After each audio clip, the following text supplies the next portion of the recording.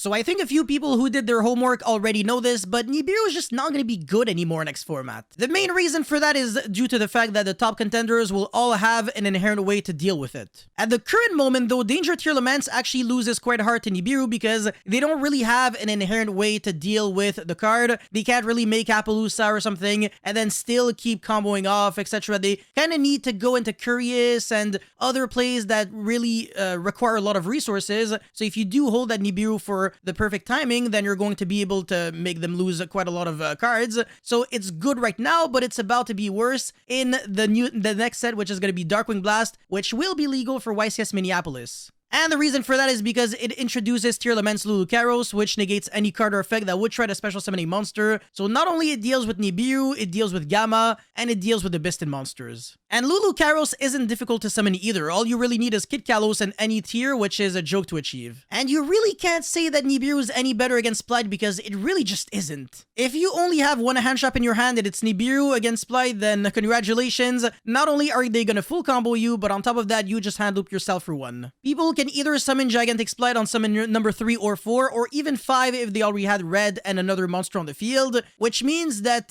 yeah, they can make a bunch of negates, and you're only really gonna have 5 cards in your hand to deal with the full board, so at that point, you might as well just play Board Breakers instead, or other hand traps that always fulfill a purpose. And it could technically be decent against Exorcister, but you can't really tell for sure because sometimes they might have the Carpe Diem to call Nibiru and kind of prohibit it. It's basically just like Prohibition, actually. Yeah, you won't be able to use it if they try to go for Magnifica, or if they're just settling on 4 summons, so like a rank 4 monster like Michaelis and any other Exorcister on the field, then of course Nibiru is just gonna be useless, so you might as well just not even main deck it at that point. And I mean, yeah, it's still really trash against Mathmech and Flundery, so if it has that many bad applications, why would you even bother main decking the card? Like, you could side deck it, but you already have to have a well-established game plan against both Tier Laments and Splite. Otherwise, it's just going to be a card that you're going to be side decking against Rogue every now and then. And in YCSs, I don't think this is really something that you want to do. And typically, Nibiru plus Imperm was always considered a really good combo because you can kind of use it to negate whatever. And even in the next format, you could Imperm the Lulucaros and then Nibiru, but then they still get to float with all their effects. Like the Kaleido Heart could revive itself back, the Lulucaros can revive itself back.